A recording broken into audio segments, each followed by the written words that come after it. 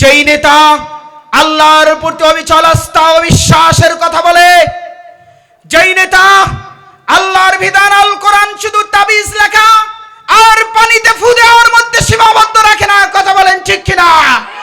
যেই নেতা কথা বলে রাজপথে কায়েম হবে কোরআনের রাজ, কথা বলেন ঠিক কিনা? আল্লাহর জমিনে বিচার কার্য চলবে একমাত্র সংবিধান চলবে কোরআন, কথা বলেন ঠিক কিনা? যেই নেতা আমাদেরকে কোরআনের সংবিধানের প্রস্তুতি দিবে, যেই নেতা আমাদের সংসদের মধ্যে কোরআনের হুকুম পাশ করার প্রতিশ্রুতি দিবে, আমরা একবদ্ধ হয়ে তার অনুসরণ করব, কথা বলেন ঠিক কিনা? চ্যানেলটি সাবস্ক্রাইব করুন, বেল আইকনটি বেজে দিয়ে সাথেই থাকুন। আল্লাহ পাক রব্বুল আলামিন তার হাবিবের মাধ্যমে জানিয়ে দিয়েছেন, 2 রাকাত নামাজের মধ্যে 4টি সিজদা, এই সিজদা আমার বান্দার সবচেয়ে উঁচু তার মাথা, তার শিরটা মাটিতে লাগায় তো লাগায় না, বান্দা তার মাথাটা আমি রব্বুল আলামিনের কুদরতে পায়ের মধ্যে লাগায়, বলুন সুবহানাল্লাহ। ও টাঙ্গনমারের মুসলমান, 2 রাকাত নামাজের মধ্যে যখন 4টি সিজদা করি, 4 বার আমার মাথাটাকে, আমার সম্মানের জায়গা কপালটাকে যখন আমি মাটির মধ্যে জায়নামাজের মধ্যে রাখি তো রাখি, আমার কপালটাকে আমি রব্বুল ইজ্জত আল্লাহ পাক রব্বুল আলামিনের কুদরতি পায়ের মধ্যে রাখি, কথা বলেন ঠিক কিনা? আর আমার সম্মানের জায়গা মাথাটাকে যখন আল্লাহ পাক রব্বুল আলামিনের কুদরতি পায়ের মধ্যে রাখি, তখন আমার ভিতর আর অহংকার থাকতে পারে না, কথা বলেন ঠিক কিনা? এই জন্য অহংকারকে চিরতরে অহংকারের কবর রচনার জন্য আল্লাহ পাক রব্বুল আলামিন আমাদের কলবের ভিতর থাকা রোগ অহংকারের ওষুধ হিসাবে সিজদা দিয়েছেন। আল্লাহ পাকের হুকুমে দৈনন্দিন 5 ওয়াক্তের নামাজ, 5 ওয়াক্তের সালাত আদায় করলে আল্লাহর কুদরতি পায়ের মধ্যে আমাদের মাথাটা রেখে দিয়ে আমাদের কলবে থাকা অহংকারের জন্য আমরা ওষুধ পান করি, কথা বলেন ঠিক কিনা? এবার বলতে পারেন হুজুর কলবের রোগ তো একটা বললেন অহংকার, আর একটা বলেন তো, ধরুন কৃপণতা একটা কলবের রোগ। এবার বলতে পারেন হুজুর রোগের কথা তো বললেন, কৃপণতা থেকে বাঁচার জন্য ওষুধও আছে কিনা কোরআন সুন্নাহর মধ্যে? শুনবেন তো? বলবো? আওয়াজ দিয়ে বলেন, বলবো? কৃপণতাকে দূর করার জন্য ওষুধ কি দিয়েছেন হাদিসে বলবো? বিশ্বনবী মুহাম্মদুর রাসূলুল্লাহ সাল্লাল্লাহু আলাইহি সাল্লামের হাদিস রিসার্চ করে পাওয়া যায়, মানুষকে আল্লাহ পাক রব্বুল আলামিন মাটি দিয়ে তৈরি করেছেন, আর মাটির একটা গুণ হলো সারা পৃথিবীর মাটির মধ্যে আল্লাহ পাক রব্বুল আলামিন সমস্ত ধন ও ভাণ্ডার রেখে দিয়েছেন। তেলের খনি কোথায়? বুঝতেছেন না আমার কথা? তেলের খনি কোথায়? আকাশে। জোরে বলুন কোথায়? মাটিতে, জমিনে। কয়লার খনি কোথায়? কথা বলে না, কয়লার খনি কোথায়? তাহলে বোঝা গেল স্বর্ণের খনি কোথায়? মাটিতে। সারা পৃথিবীর জমিনটাকে আল্লাহ পাক রব্বুল আলামিন এমন ধন ভাণ্ডার দিয়ে গেঁথে রেখে দিয়েছেন, সমস্ত ধন ভাণ্ডারগুলো জমিনের নিচে। কিন্তু জমিনের একটা ধর্ম হলো তেলের খনি নিচে আছে, আপনাকে অটোমেটিক তেল দিবে না। কয়লার খনি জমিনের নিচে আছে, কয়লা আপনি অটোমেটিক পাবেন না। স্বর্ণের খনি জমিনের নিচে আছে, অটোমেটিকলি আপনি স্বর্ণ পাবেন না। এইটা তোলার জন্য আপনাকে মেহনত করতে হবে, সেখানে গর্ত করতে হবে। বুঝতেছেন আমার কথা? এই যে জমিনের একটা রোগ, মাটির একটা গুণ হলো কৃপণতা। মাটির ভিতরে এত ধনভাণ্ডার আছে কিন্তু আপনাকে আগলিয়ে দেয় না, আপনাকে খুঁজে নিতে হয়। মানুষ তৈরির জন্য আল্লাহ তাআলা মাটি ব্যবহার করেছেন, যার কারণে স্বভাবজাতভাবে মানুষের কলবে, মানুষের রুহের একটা রোগের নাম হলো কৃপণতা। এই কৃপণতার রোগ দূর করার জন্য আল্লাহ পাক রব্বুল আলামিন ধনীদের জন্য যাকাত ব্যবস্থা দিয়েছেন। এটা হলো কৃপণতার রোগ যা আমাদের কলবে স্থান নেয়। দূর করার জন্য আল্লাহ তাআলা যে প্রতিষেধক ওষুধ দিয়েছেন, সেই ওষুধের নাম হলো যাকাত। কথা বলেন ঠিক কিনা? আত্মার রোগগুলো বুঝতেছেন, রুহের রোগ। আগে বলেছি আমার আলোচনা একটা ক্লাস। আমি যেহেতু একজন হাদিসের টিচার, আমার আলোচনা হলো লেকচার, বুঝতে হবে আলোচনায় এসে কিছু জিনিস শিখে যেতে হবে। আমি বলেছিলাম আত্মার রোগ আছে, রুহের রোগ আছে, সেই রোগগুলো দূর করতে হবে। সম্মানিত হাজিরিন, আর একটা রুহের রোগের নাম হলো মানুষকে ডন কেয়ার মনে করা, মানুষকে তুচ্ছ তাচ্ছিল্য করা। মানুষকে তুচ্ছ তাচ্ছিল্য করা একটা রোগ আমাদের কলবের ভিতর আছে। এই রোগকে দূর করার জন্য আল্লাহ পাক রব্বুল আলামিন আমাদেরকে একটি প্রতিষেধক ওষুধ দিয়েছেন, যেই ওষুধের নাম হলো হজ। সুতরাং যাদের সামর্থ্য আছে তারা যেন অবশ্যই হজ আদায় করে হজের মধ্যে যাবে। সেখানে গিয়ে দেখবে আসলে এই মানুষ সবাই সমান। যার কোটি টাকা আছে, সুইস ব্যাংকে অ্যাকাউন্ট আছে, সেখানে টাকা আছে, সারা পৃথিবীর ধনভাণ্ডার যার মধ্যে আছে, আর যার কাছে কোনো টাকা পয়সা কিছুই নেই, অনেক কষ্ট করে কিছু টাকা নিয়ে হজ করতে এসেছে। সবার জন্য হজের মৌসুমে দুইটি সাদা কাপড়। কথা বলেন ঠিক কিনা? আমাদের এখানে যারা অতিথি আছেন, আমাদের আজকের সম্মানিত প্রধান অতিথি সাহেব হজ করেছেন, স্যার আশা করি তো দুইটা কাপড়ে পেয়েছেন, তাই না? দুইটাই কাপড়। ইসলাম আমাদের রুহের মধ্যে, আত্মার মধ্যে যে একটা রোগ আছে, আমাদের টাকা পয়সা হয়ে গেলে আমরা অন্যকে ছোট মনে করি, তুচ্ছ তাচ্ছিল্য করি, আরেকজনকে কিছুই মনে না করি। এটার সমতা শিক্ষা দেওয়ার জন্য আল্লাহ পাক রব্বুল আলামিন আমাদেরকে একটি ওষুধ দিয়েছেন। সেই ওষুধের নাম হলো কি বলুন তো? হজ। হজের মৌসুমে কিভাবে আমাদের আত্মার এই রোগের ওষুধ হয়, ট্রিটমেন্ট হয়, সেটা হলো হজে যাওয়ার পরে সবার জন্য দুটা কাপড়, আবার সাদা রঙের হতে হবে। তাহলে বুঝে গেল মানুষ হিসাবে সবাই সমান। কথা বলেন ঠিক কিনা? বেশি টাকা হলে হজের মৌসুমে গিয়ে আপনি বেশি কাপড় পাবেন না। সম্মানিত হাজিরিন, আমি বোঝাতে চাচ্ছিলাম রুহের যে রোগগুলো আছে, এই রোগগুলো কোথা থেকে আসে। এই রোগগুলোর ব্যাপারে কোরআনুল কারিমে আল্লাহ পাক রব্বুল আলামিন সূরা ইউসুফের মধ্যে 53 নম্বর আয়াতের মধ্যে বলে দিয়েছেন। হযরত ইউসুফ আলাইহিস সালাতু ওয়াস সালামের এক আলোচনা প্রসঙ্গে আল্লাহ পাক রব্বুল আলামিন জানিয়ে দিয়েছেন, ওয়া মা উবাররিউ নাফসি ইন্নান নাফসাল আম্মারাতুম বিসসুই ইল্লা মা রাহিমা রাব্বি। হযরত ইউসুফ আলাইহিস সালাতু ওয়াস সালাম তার বিখ্যাত ঘটনা জুলাইখার কেলেঙ্কারিতে যখন পড়েছিল, তখন তিনি বলেছিলেন, ওয়া মা উবাররিউ নাফসি, আমি আমার নফস, আমি আমার আত্মার থেকে নিরাপদ নই।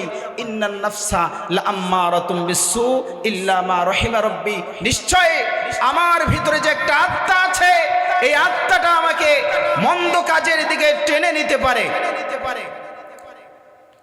এরপর সূরাতুল কিয়ামার 2 নম্বর আয়াতের মধ্যে আল্লাহ পাক রব্বুল আলামিন রূহ বা আত্মার একটা দিক নিয়ে আলোচনা করেছেন। 2 নম্বর আয়াতের মধ্যে আল্লাহ পাক রব্বুল আলামিন বলেন, ওয়ালা উকসিমু বিন নাফসিল লাওয়ামা।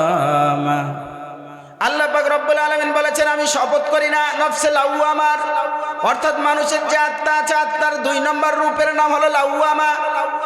মানুষের ভিতর যে রূহ বা আত্মা আছে, এর 3 নম্বর কোয়ালিটি আল্লাহ পাক রব্বুল আলামিন সূরাতুল ফজরের মধ্যে বলে দিয়েছেন, ইয়া আইয়াতুহান নাফসুল মুতমাইন্নাহ ইরজিই ইলা রাব্বিকি রাযিয়াতাম মারদিয়াহ। আল্লাহ পাক রব্বুল আলামিন কলবের রোগের 3 নম্বর কোয়ালিটি বলে দিয়েছেন, ও রূহের 3 নম্বর কোয়ালিটি বলে দিয়েছেন যে নফসটা মুতমাইন্না হবে। সম্মানিত হাজিরিন, আমি কোরআনুল কারীমের 3টি আয়াত পাঠ করেছি। একটি হলো সূরা ইউসুফ, আরেকটি হলো সূরা কিয়ামা, আরেকটি হলো সূরাতুল ফজর। এই কোরআনুল কারীমের 3 আয়াতের মধ্যে গভীর মনোযোগ দিয়ে শুনবেন, যুবক ভাইরা শুনবেন, বুড়া বাবারা শুনবেন। আল্লাহ পাক রব্বুল আলামিন নফসের 3টা হালত বলেছেন। মানুষের অন্তর বা আত্মা, মানুষের রূহের 3টা কোয়ালিটি হতে পারে। 1 নম্বরের নাম হলো আম্মারা। সবাই বলবেন 1 নম্বরের নাম কি? আরো জোরে বলেন, একটু পানি দেন আমাকে। 1 নম্বর রূহের নাম কি? আম্মারা। সবাই বলবেন 1 নম্বর রূহের নাম কি? আম্মারা। 2 নম্বর রূহের নাম কি? 2 নম্বর নফসের নাম হলো লাওয়ামা। 3 নম্বর নফসের নাম হলো মুতমাইন্না। সবাইকে মুখস্থ করে যেতে হবে। এক নম্বর নফসের নাম কি? সবাই বলবেন আম্মারা। বলুন এক নম্বর নফসের নাম কি? 2 নম্বর লাওয়ামা। 3 নম্বর কি? মুতমাইন্না। মুহাদ্দিসিনে ইকরাম, মুফাসসিরিনে ইকরাম, সুফিয়ায়ে আযম তারা সবাই মিলে বলেন মানুষের নফসের 3টা কোয়ালিটি হতে পারে।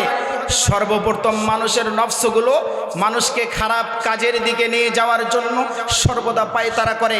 যেভাবে শয়তান আমাদের পিছনে সব সময় লেগে থাকে, শয়তান যেভাবে সর্বদা আমাদের পিছু লেগে থাকে, শয়তান সর্বদাই চায় আমাদেরকে কিভাবে জাহান্নামের দিকে টেনে নিয়ে যাবে।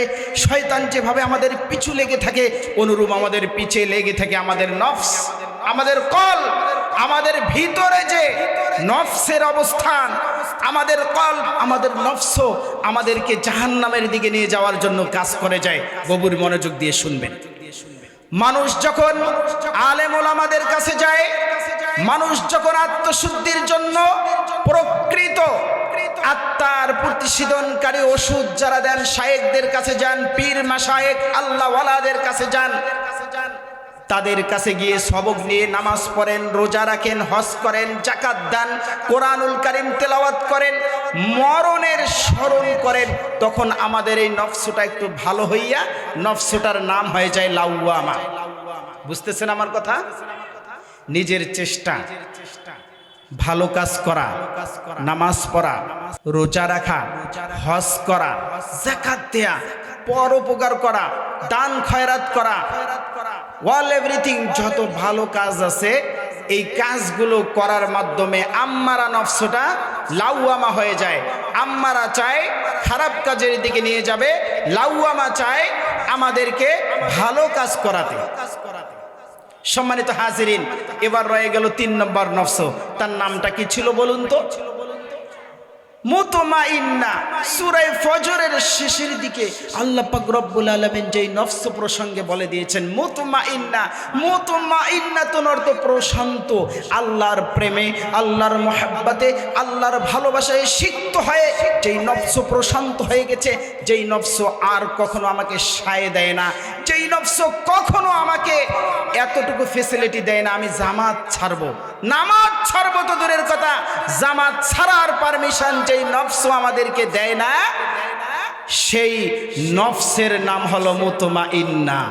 কখন বুঝবো আমার নফসটা মুতমাইন্না হয়ে গেছে?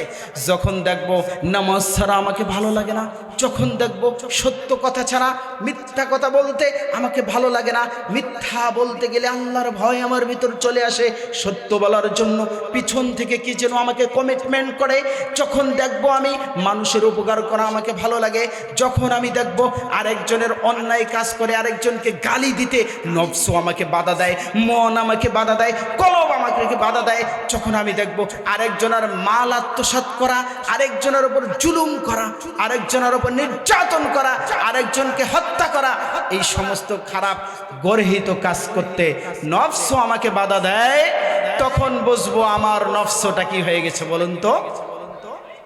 জোরে বলুন কি হয়েছে? মুতমাইন্না। কি হয়েছে? মুতমাইন্না।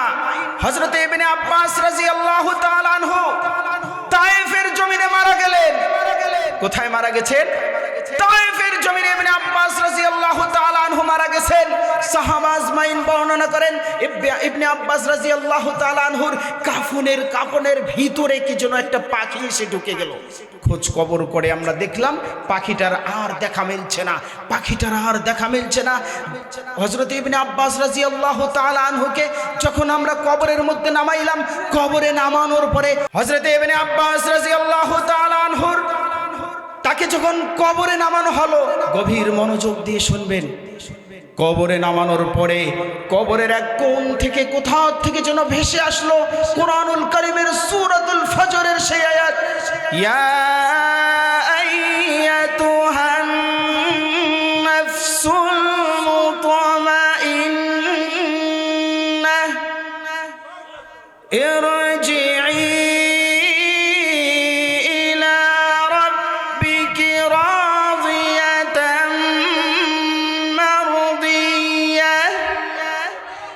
فادخلي في عبادي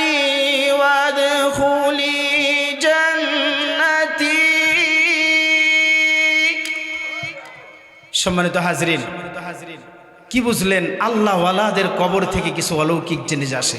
কথা বলেন ঠিক কিনা? হযরত আব্দুল্লাহ ইবনে আব্বাস, তিনি একজন বিখ্যাত সাহাবী ছিলেন।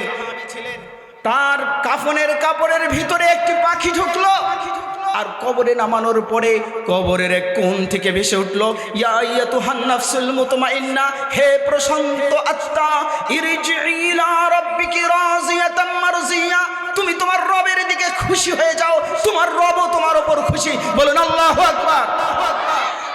এরপরে পরের অংশের আয়াতের অর্থ হলো ফাদখুলি ফি ইবাদি ওয়াদখুলি জান্নাতি, তোমরা আল্লাহর ইবাদতের দিকে ঢুকে যাও আর আল্লাহর জান্নাতে প্রবেশ করো। বলুন সুবহানাল্লাহ। সম্মানিত হাজরিন, আমি বলতেছিলাম রূহের রোগ, আত্মার রোগ।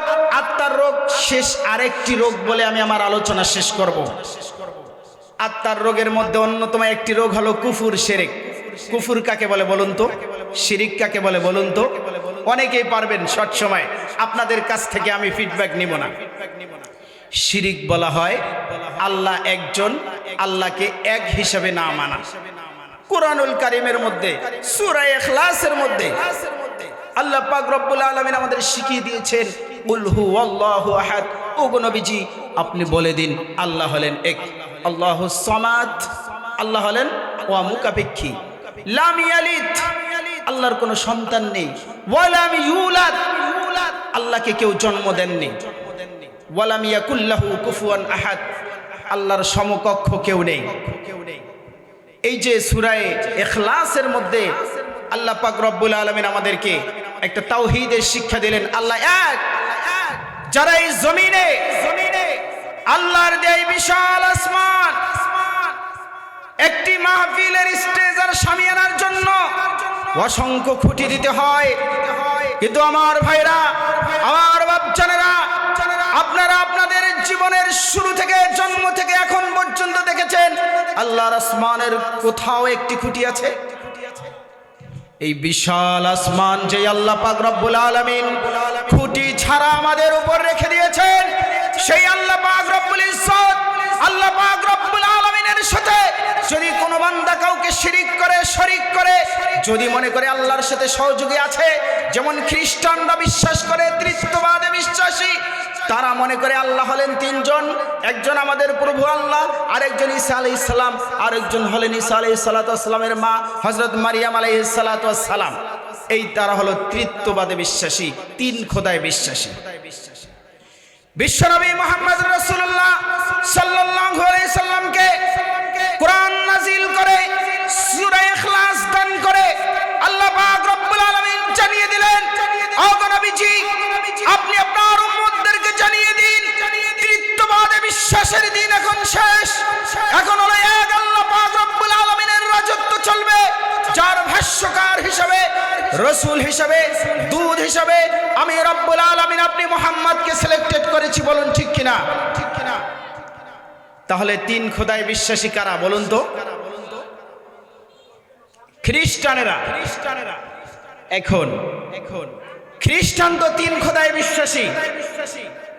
আমাদের এই বাংলার জমিনে আরো যারা মুশরিক আছে, যারা 360টা মূর্তি নয়, হাজার হাজার দেবতার পূজা করে, দেবতাদেরকে তারা প্রভু মনে করে, তারা মনে করে রোদ দান এক আল্লাহ, বৃষ্টি দান করেন আর এক আল্লাহ, বাতাস প্রেরণ করেন আর এক আল্লাহ।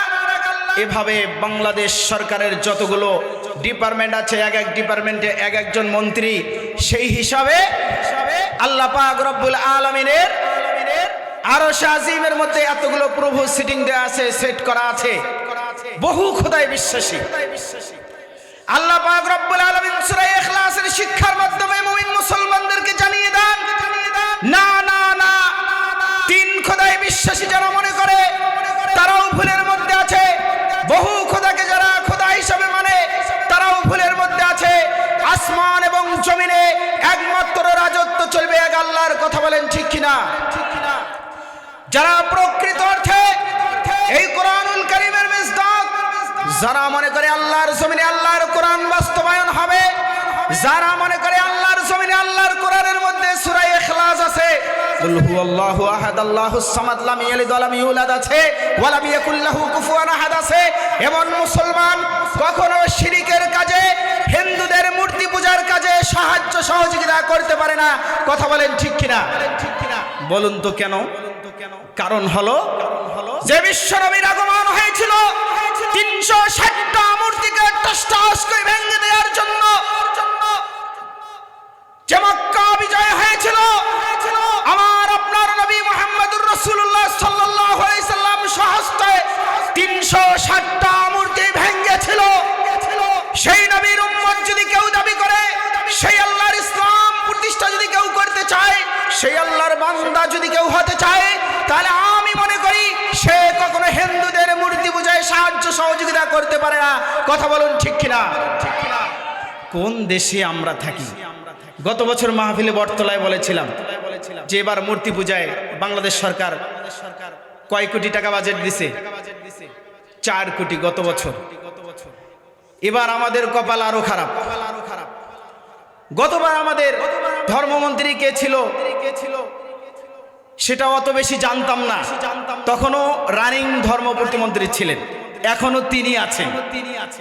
কিন্তু একজন আলেম হওয়ার পরেও ধর্মমন্ত্রী থেকে হিন্দুদের পূজার মধ্যে যদি রাষ্ট্রীয় 4 কোটি টাকার বাজেট হয়, যেই 4 কোটি টাকা দিয়ে মূর্তি বানানো হবে, মুসলমানদের এক আল্লাহর প্রতি যে বিশ্বাস আছে, সেই বিশ্বাসের পায়ের মধ্যে কুঠারাঘাত করা হয়, তাহলে আমরা মুমিন মুসলমান আল্লাহর বরত্ব আর বড়াই করার জন্য যে ঈদ উদযাপন করি, আমাদের ঈদে গরিবদের জন্য 1 কোটিও বাজেট হয় না। কথা বলেন ঠিক কিনা?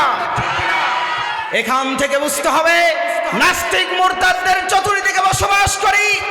আজকে নেতা হয়ে যারা মূর্তি পূজার নামে মূর্তিকে পরিদর্শন করে, আমি বলবো আপনি নেতা হতে পারেন, বিশ্বনবীর আদর্শে আদর্শিত নেতা নন। কথা বলেন ঠিক কিনা? আগামীর বাংলাদেশে এমন নেতা চয়ন করব, যেই নেতা সূরা ইখলাস জানে, সূরা ইখলাস শিখেছে। ওগো নবী আপনি বলে দিন আল্লাহ এক, আল্লাহর সাথে কোনো শরীক নাই, তাকে কেউ জন্ম দেননি, তিনিও কারো থেকে জন্ম নেননি, তার কোনো সন্তান নেই এবং তার কোনো সমকক্ষ নেই।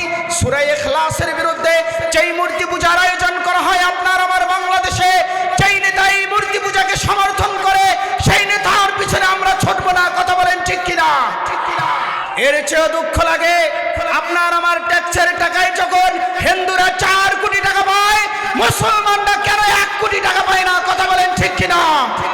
আমরা বলবো তারা যদি মাত্র 4 থেকে 6%, সর্বোচ্চ 10% হয়ে 4 কোটি পায়, তাহলে আমরা 90% মুসলমান আমরা 100 কোটি টাকা পাবো। কথা বলেন ঠিক কিনা? আগামীর বাংলাদেশ করতে হবে যারা লা ইলাহা ইল্লাল্লাহ কালিমায় বিশ্বাসী, যারা আমরা কালিমা পড়ে মুসলমান হয়েছি, আমাদের মাঝে আর কোনো ভেদাভেদ নাই।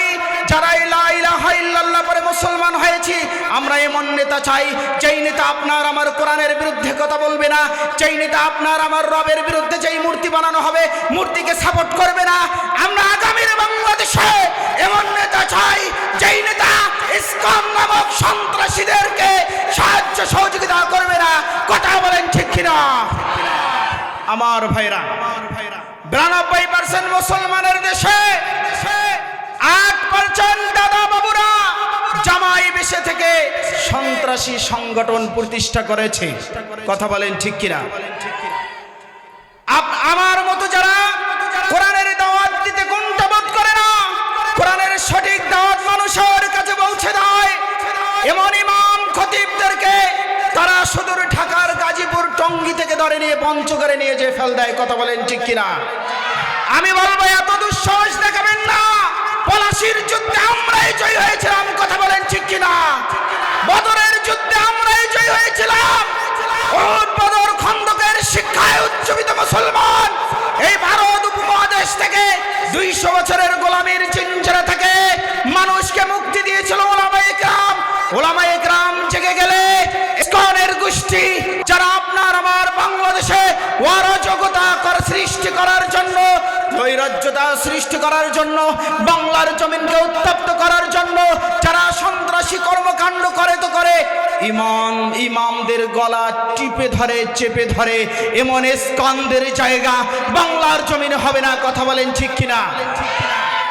সম্মানিত হাজিরিন, সর্বশেষ মেসেজ দিতে চাই, বর্তমান বাংলার জমিনে ওয়া মুসলিমদের যত ষড়যন্ত্র আছে সবগুলোকে যদি আমরা রুখে দিতে চাই, একটাই পথ।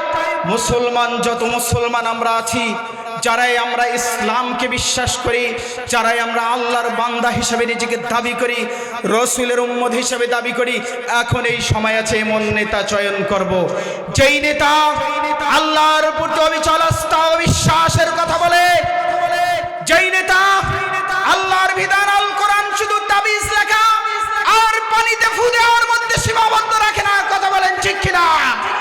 যেই নেতা কথা বলে রাজপথে কায়েম হবে কোরআনের রাজ। কথা বলেন ঠিক কিনা? আল্লাহর জমিনে বিচার কার্য চলবে, একমাত্র সংবিধান চলবে, কোরআন। কথা বলেন ঠিক কিনা? যেই নেতা আমাদেরকে কোরআনের সংবিধানের প্রস্তুতি দিবে, যেই নেতা আমাদের সংসদের মধ্যে কোরআনের হুকুম পাশ করার প্রতিশ্রুতি দিবে, আমরা একবদ্ধ হয়ে তার অনুসরণ করব। কথা বলেন ঠিক কিনা? সম্মানিত হাজিরিন, শেষ কথা বলতে চাই, দুনিয়াতে আজকে যেই নেতাদের পিছনে ছুটছেন, কোরআনুল কারীমের মধ্যে স্পষ্ট আছে, আমার হাতে সময় নেই, এই নেতারা যখন আল্লাহর হুকুম অমান্য করার কারণে, এই নেতারা যখন সামান্য ক্ষমতার জন্য যেই মূর্তি পূজার বিরুদ্ধে মুহাম্মদুর রাসূলুল্লাহ এসেছেন, সেই মূর্তি পূজাকে প্রমোট আর সমর্থন করে, এই নেতারা যখন বিফল হবে, জাহান্নামী হবে, তখন তার অনুসারীরা যে বলবে, আমরা তো আপনার পিছনে ঘুরতাম, আপনার পিছনে মোটরসাইকেলের বহর দিতাম, আপনার পিছনে নারায়ে তাকবীর আল্লাহু আকবার বলতাম, নামাজ পড়েন না এক ওয়াক্ত বলতাম, অমুক নেতার চরিত্র ফুলের মতো পবিত্র। এই নেতাদের কাছে যখন আপনি আর আমি যাওয়ার পরে যখন জিজ্ঞেস করব, কি খবর আজকে, কি খবর, আপনাদের কি খবর, তখন এই নেতারা তাদের জবান দিয়ে বলবে, তোমাদেরকে আমরা চিনি না, তোমাদেরকে আমরা চিনি না। কথা বলেন ঠিক কিনা? সময় থাকলে কোরআনের আয়াত বের করে করে হাতে আঙ্গুল দিয়ে দিয়ে দেখাই দিতাম। আজকে নেতা নির্বাচনে শক্ত অবস্থান নিতে হবে। আগামীর এই বাংলাদেশ স্বাধীন হয়েছে, স্বাধীনতার 50 বছর পেরিয়ে গিয়েছে, স্বাধীনতার সার্বভৌমত্ব এখনো আমরা ফিরে পাইনি। কথা বলেন ঠিক কিনা? বাংলার জমিনে সবচেয়ে বেশি নির্যাতিত ইমামরা। কথা বলেন ঠিক কিনা? বাংলার জমিনে সবচেয়ে বেশি কারা নির্যাতিত হয়েছে বিগত সরকারের আমলে আলেমরা। কথা বলেন ঠিক কিনা? আগামীর দিনে এমন রাষ্ট্র সরকার আমরা নির্বাচন করতে চাই, যেই সরকার আলেমদেরকে প্রমোট করবে, আলেমদের কাছ থেকে কোরআনের থিওরি নিয়ে দেশে বাস্তবায়ন করবে। কথা বলেন ঠিক কিনা? আমরা কোরআন চাই কিনা? দুই হাত উঁচু করে দেখান। লিল্লাহি তাকবীর। কোরআন সুন্নাহ যেখানে, আল কোরআনের আলো, আল হাদিসের আলো, আল কোরআনের আলো, নারায়ে তাকবীর। ওয়া মা তাওফীকি ইল্লা বিল্লাহ ওয়া আখিরু দাওয়ানা আলহামদুলিল্লাহি রাব্বিল আলামিন।